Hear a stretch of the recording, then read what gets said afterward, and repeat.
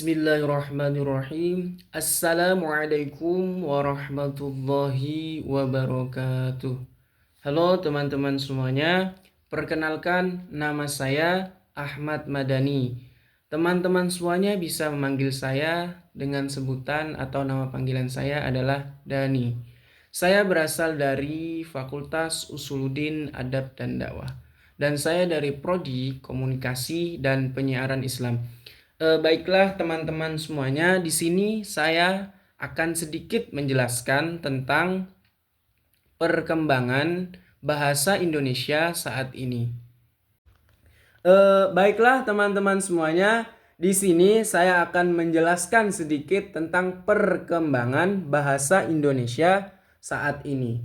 Seperti yang teman-teman semuanya ketahui, bahwasanya bahasa Indonesia saat ini sudah mulai berkembang.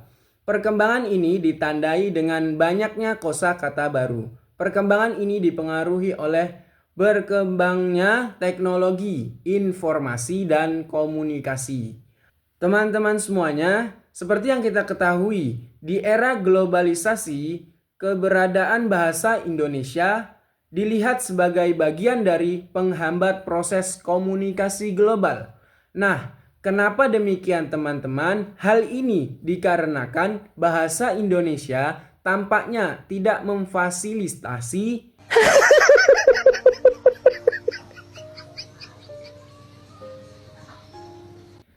globalisasi karena bahasa Indonesia tidak digunakan secara global.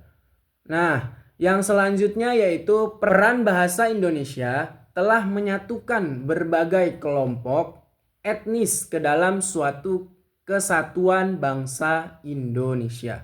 Bahasa Indonesia sendiri telah menjadi sarana perjuangan kemerdekaan bangsa Indonesia, menumbuhkan dan memelihara rasa kesetiakawanan dan kenasionalan dan membangun peradaban baru tentang Indonesia. Perkembangan bahasa Indonesia adalah hal yang penting untuk memudahkan anak-anak berinteraksi dengan orang di sekitarnya.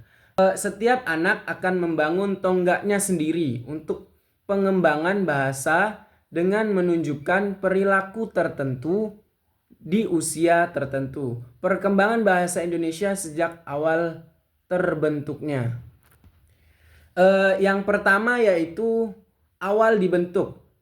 Nah, teman-teman semuanya, bahasa Indonesia pertama kali dibentuk pada tanggal 28 Oktober 1928.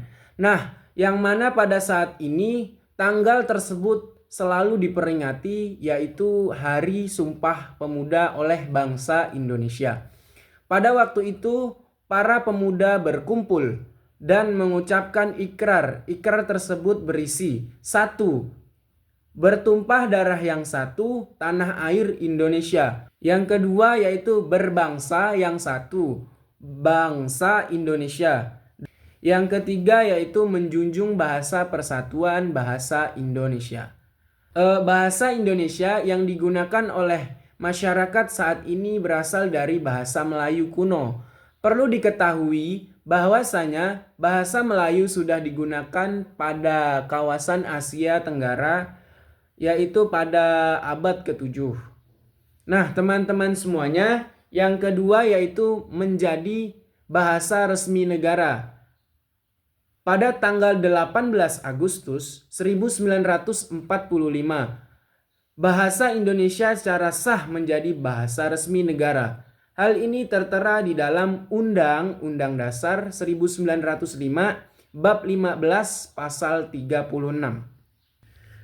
Penetapan tersebut ditandai dengan digunakannya bahasa Indonesia sebagai bahasa dalam penulisan teks proklamasi, yang mana pada saat itu teks proklamasi yang dibacakan oleh Insinyur Soekarno-Hatta atau presiden pertama kita di Indonesia. Selain menjadi bahasa resmi negara Indonesia, bahasa Indonesia juga berfungsi sebagai bahasa pengantar di dunia. Maksud saya di dunia. Bahasa pengantar di dalam dunia pendidikan, alat penghubung dalam tingkat nasional untuk kepentingan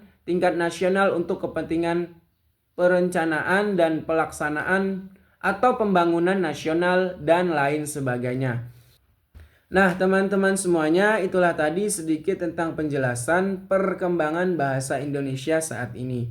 Nah, teman-teman semuanya, cukup sekian video yang bisa saya sampaikan. Kurang dan lebihnya saya mohon maaf. Yang benar datangnya dari Allah Subhanahu wa taala dan yang salah datangnya dari diri saya pribadi. Sekian dari saya, wabillahi taufik wal hidayah. Wassalamualaikum warahmatullahi wabarakatuh.